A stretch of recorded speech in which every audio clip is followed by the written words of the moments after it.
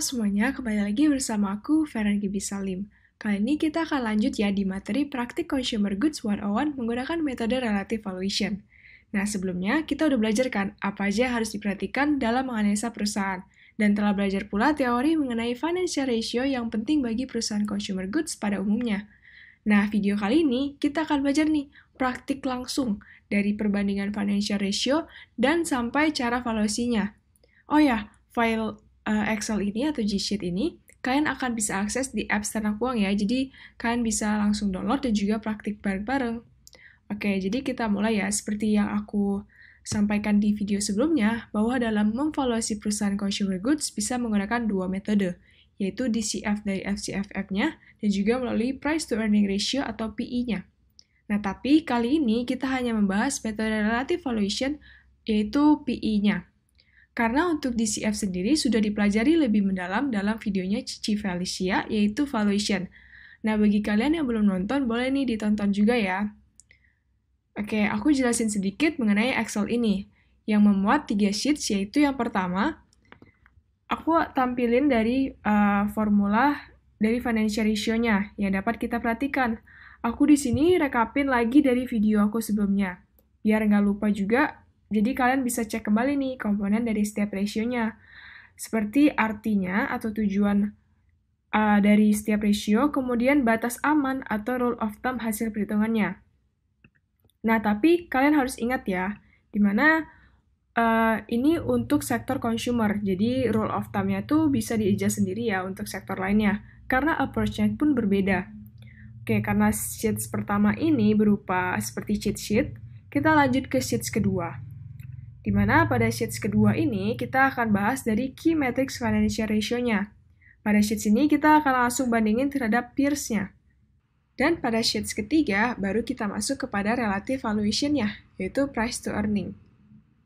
Nah, sekarang kita langsung aja ya masuk ke sheets kedua, yaitu kita membahas key metrics dan juga kita compare nih terhadap perusahaan sejenisnya.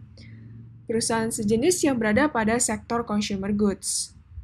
Nah, aku di sini ngambil 4 perusahaan dengan diurutin berdasarkan market kapitalisasinya, yaitu Unilever sebesar 250 triliun, ICBP, Mayora, hingga Indofood sebesar 56 triliun.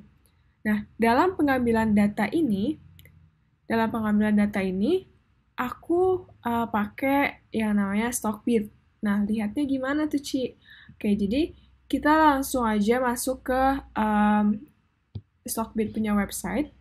Alasan aku menggunakan Stockbit karena cukup lengkap dan juga user-friendly. Dan juga kita bisa membandingkan nih ke beberapa perusahaan. Jadi, pertama-tama kita buka dulu. Ini udah masuk kan? Kemudian kita ketik tikernya. Aku contohin aja salah satunya ya, Unilever contohnya.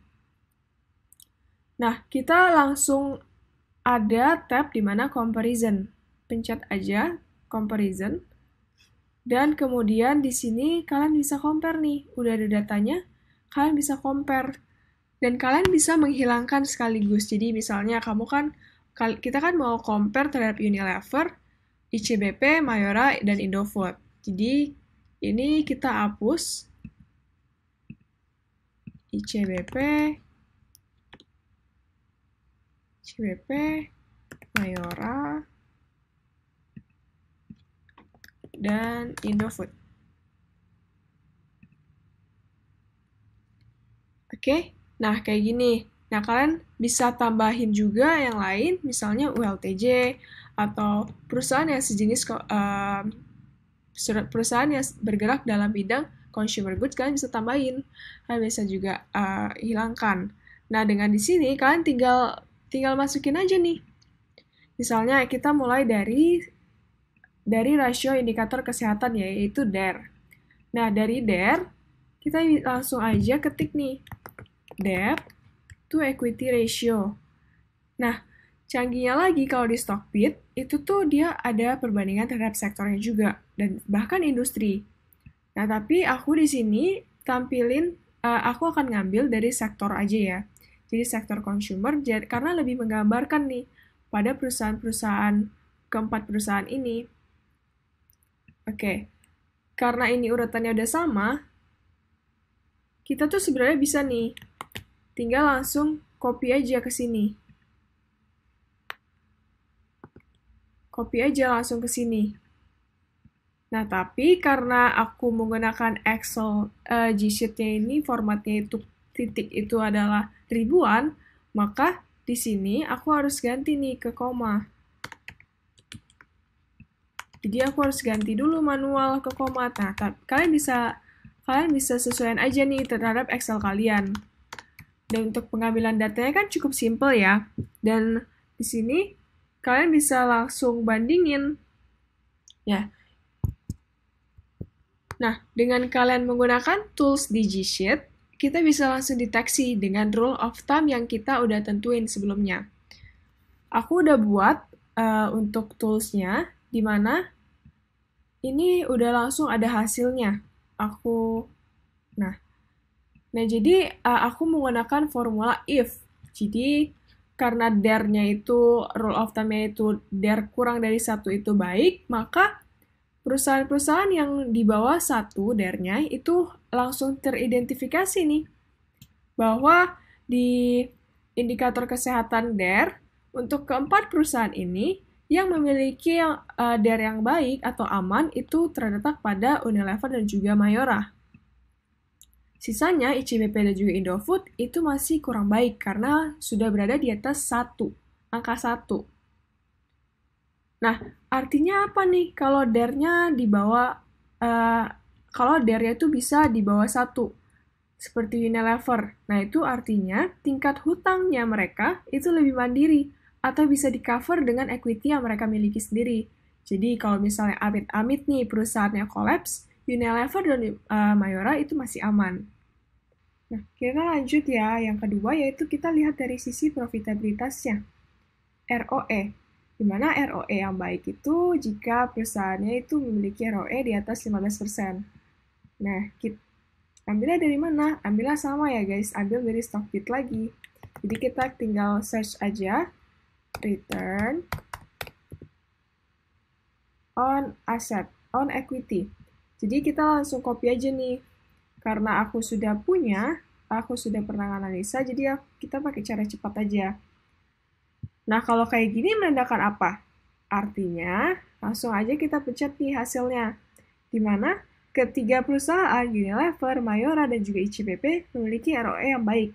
Berbeda nih dari Indofood yang berada pada level bawah rule of thumb-nya, yaitu 15%. Dan sebagai informasi juga, di mana dalam membandingkan selain bisa menggunakan rule of thumb, bisa juga nih kita compare kepada sektornya. Jadi, sektornya kan memiliki 14%. Nah, namun Indofood ROE-nya itu masih 13%. Nah, berarti kita juga bisa bilang ROE Indofood masih kurang baik terhadap sektornya juga.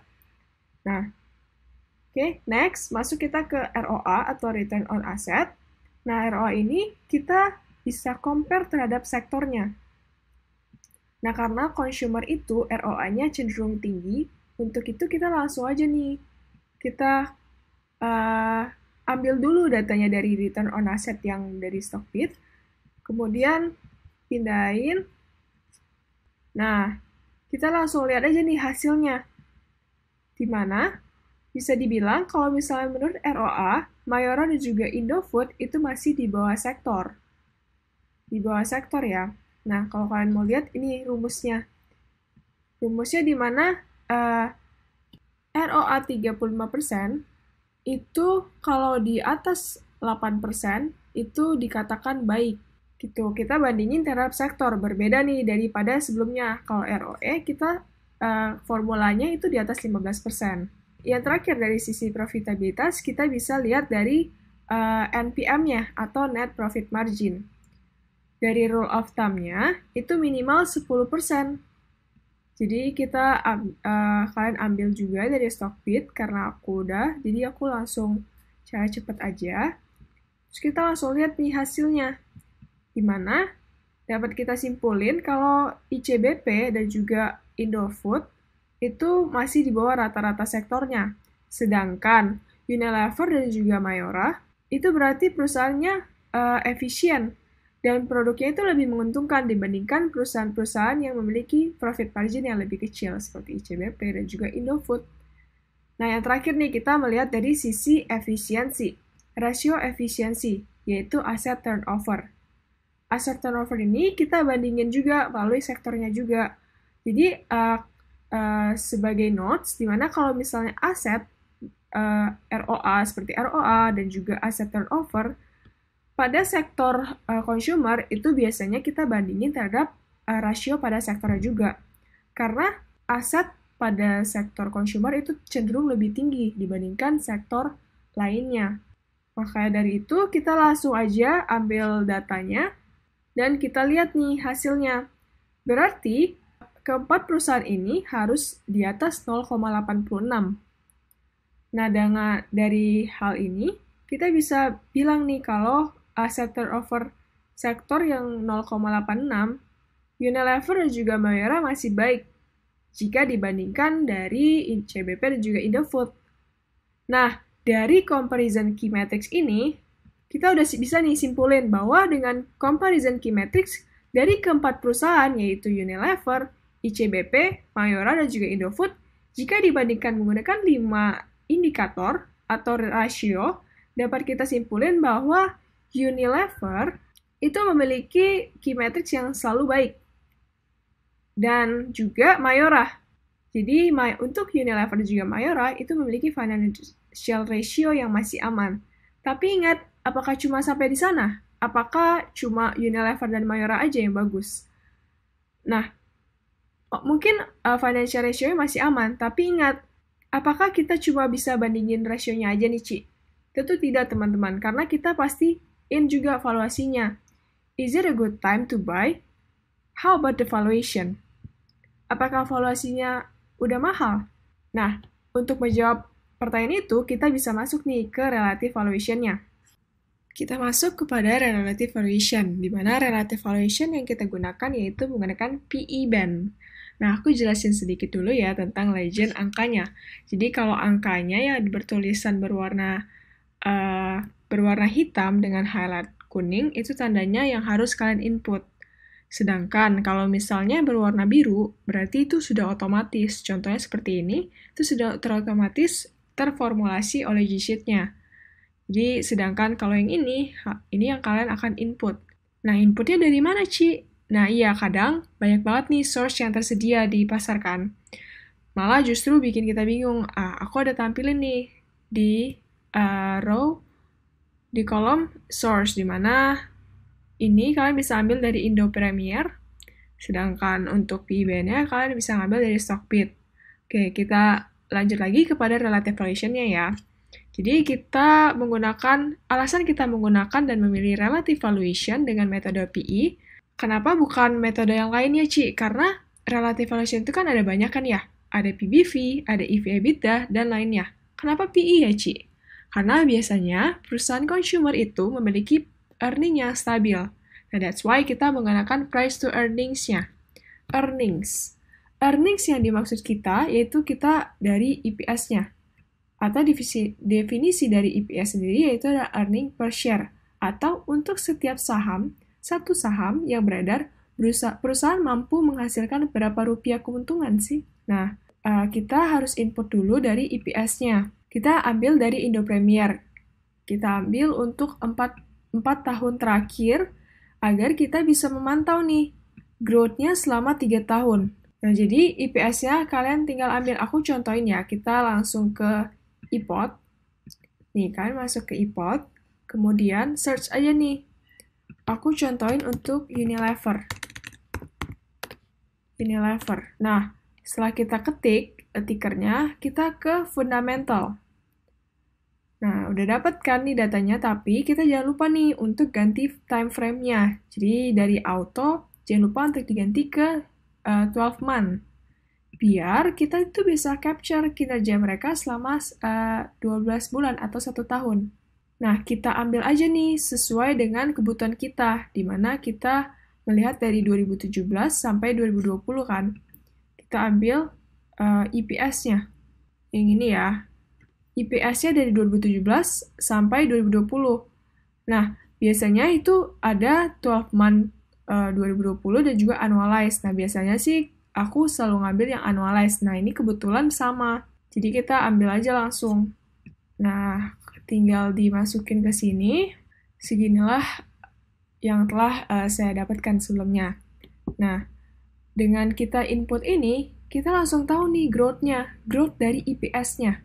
Kalian lihat aja rumusnya, di mana rumus growth itu IPS baru, yaitu IPS 2018, dikurangin IPS lama, di sini berarti IPS 2017, dibagi sama IPS barunya, 2018. Nah, begitulah selanjutnya sampai growth 2020. Nah, kemudian setelah kita mendapatkan growth rate-nya, kemudian kita average in growth rate-nya, yaitu dengan sebenarnya average dari 3 tahun tersebut. Nah, untuk apa kita average in? Untuk kita bisa tentuin forward EPS-nya. Kenapa, Ci? Kita kenapa pakai forward sih? Kenapa nggak kita pakai average aja? Karena yang namanya valuasi, itu tuh kita estimasi forward looking-nya. Performa ke depannya seperti apa. Makanya IPS-nya juga kita growthin. Dengan rumus, growth biasa yaitu current EPS, yaitu IPS 2020, dikali sama 1 plus average growth-nya yang telah kita dapatkan tadi. Seperti itu. Nah, kita dapatkan di mana EPS forward-nya itu adalah sebesar 144. Nah, langkah selanjutnya kita ambil data dari PE band-nya. Di mana nih, Ci, kita ngambil datanya? Dari Stockbit ya, teman-teman. Nah, dari Stockbit. Kalau Stockbit PE band, ini kalau di website, itu kita harus akses kalau akun kita premium. Tapi kalau misalnya di handphone, itu bisa kita akses. Jadi kita tinggal buka aja aplikasi Stockbit-nya. Kita buka, kita ketik ticker yang kita mau, yaitu Unilever. Nah, kemudian kita masuk ke tab bagian Financial. Kalian scroll ke bawah, ada PE Standard Deviation Band. Nah, kita pilih yang 10 years aja, karena lebih konstan. Kita ambil dari PE plus 1 PE Standard Deviation, min PE, minus 1, dan juga current PE-nya. Tinggal input deh. Nah, setelah kita mengambil data PE band-nya, dari Stockbit tadi, nah baru deh langsung kita mendapatkan intrinsic value-nya berdasarkan 3 skenario, di mana base case-nya itu kita dapatkan dari forward EPS dikali dengan PE plus 1, dan juga base case kita dapatkan dari forward dikalikan dengan PE min-nya, yaitu sebesar 6.300. Untuk worst case-nya, kita ngambil dari PE band minus 1-nya. Nah, untuk menentukan margin of safety-nya, kita harus mengetahui dulu nih dari current price-nya. Dapat current price dari mana? Kalian bisa input sendiri dari Yahoo Finance ataupun sumber lainnya. Atau kalian juga bisa nih pakai tools formula dari Google Sheets, di mana Google Finance sama dengan Google Finance dalam kurung IDX titik 2 dan juga tampilkan dari tickernya yaitu UNVR, price. Terus enter aja, dapat 6.550. Dengan begitu, kita mengetahui nih MOS yang kita miliki. MOS itu adalah margin of safety-nya, di mana selisih dari harga saham sekarang, dibandingkan dengan intrinsic value-nya. Harga intrinsiknya. Apakah kita tuh mau lihat nih perusahaan ini apakah sedang terdiskon atau justru masih mahal. Kalau misalnya kita mengambil dari skenario base case-nya, maka dapat disimpulkan bahwa intrinsic value dari Unilever itu terbilang mahal, di mana mahal sebesar 3,45%. Karena base case-nya itu adalah sebesar 6.331. Nah, sekarang coba ya kita input lagi nih. Kalian bisa langsung input juga untuk menentukan intrinsic value dari ketiga perusahaan lainnya, yaitu ICBP, Mayora, dan juga Indofood. Nah, kalau aku sudah ada datanya, jadi aku langsung aja tampilin ya. Nah, untuk EPS growth-nya, dari ketiga perusahaan, itu selalu mengalami cenderung pertumbuhan selama 4 tahun belakangan, dengan rata-rata sekian, yaitu ICBP sebesar 11%, Mayora 9%, dan juga Indofood sebesar 6%. Nah, average growth. Apakah perusahaan itu growth? Nah, dari 4 perusahaan, dapat disimpulkan nih, Unilever yang salah satunya yang minus atau justru mengalami penurunan. Nah, kenapa kok Unilever bisa turun? Nah, hal ini disebabkan oleh perusahaan Unilever yang cenderung stagnan performanya karena sudah terjepit ketat oleh kompetitor-kompetitornya yang justru lebih agresif dalam meluncurkan produk barunya, baik dari segi kualitas, harga, hingga inovasinya. Nah, selanjutnya, setelah kita bandingin nih dari average growth price-nya dan juga telah mendapatkan EPS forward-nya, kita ambil juga nih dari Stockbit, tinggal input aja. Caranya sama kok dengan yang tadi. Kalian tinggal input dan juga kalian jangan lupa tampilin dari current price-nya untuk kita mengetahui nih margin of safety-nya. Yaitu dari, kalau misalnya kita sama-sama melihat dari base case-nya, perusahaan Unilever adalah salah satunya perusahaan yang mahal jika dilihat dari relative valuation PE band-nya. Dan yang paling terdiskon di sini itu adalah sebesar 35% dari perusahaan Indofood. Nah, tapi kita sebagai investor itu tetap harus lihat dari dari key metrics-nya, comparison key metrics-nya, dari rasio-rasio performa keuangan dari perusahaan, yaitu yang ini, di mana kalau misalnya dilihat, Unilever itu memiliki performa yang baik. Sama halnya dengan Mayora. Tapi ternyata Unilever itu masih mahal. Mayora masih terdiskon sebesar 3%. Sedangkan untuk key metrics dari ICBP dan juga Indofood kan ada yang kurang baik. Nah, kalian sebagai investor yang cerdas itu bisa tentuin nih, kira-kira dengan margin of safety segini, dan juga dengan financial ratio sebesar ini, perusahaan mana sih yang layak untuk diinvestasikan? Tetap do your own research ya, karena ini berdasarkan relative valuation PE-nya. Nah, sekian pembelajaran untuk Consumer 101. Nah, dari tingkat margin of safety yang tertinggi itu sebenarnya terletak pada level 35,28%, yaitu pada perusahaan Indofood. Nah, tapi teman-teman, ingat lagi, apakah kita hanya terpaku pada margin of safety, pada relative valuation-nya? Tidak ya teman-teman, karena kita harus lihat lagi nih dari contohnya dari analisa yang baru kita lakukan, yaitu comparison key metrics-nya. Kita lihat dari financial ratio-nya, di mana Unilever itu baik, financial ratio-nya tuh masih oke. Tapi dia tuh mahal, gitu kan. Nah, kalau kalian lihat, Indofood itu dari kelima ratio-nya itu masih kurang oke. Tapi valuasi itu murah. Masih murah, yaitu sebesar 35%. Jadi, kalian jangan hanya terpaku pada margin of safety aja. Kalian harus do research lagi. Ingat ya teman-teman, pada 3 checklist yang aku katakan sebelumnya. Pada segmen sebelumnya, di mana yang pertama kita harus tahu dulu nih bisnis modelnya. Bagaimana sih perusahaan itu bisa generate revenue? Dan juga cost-nya gimana? Dan kedua, kita lihat prospek masa depannya seperti apa. Apakah mereka masih mampu bersaing di sektor tersebut? Yang ketiga, baru kita lihat dari valuation-nya. Kalau misalnya valuation-nya murah, dan juga prospeknya bagus, serta financial ratio-nya itu oke, maybe it's time to buy. Tapi kalau misalnya valuation-nya sudah mahal, kalian perlu consider lagi. Dan ingat teman-teman, kita tuh jangan hanya terpaku pada valuasi aja, tapi kalian tetap do your own research ya teman-teman. Oke, so karena ini adalah segmen terakhir, aku mau ngucapin thank you banget kepada kalian yang udah dengerin dari awal hingga akhir. Nah, semoga kita akan bertemu lagi di modul selanjutnya ya. So, see you guys!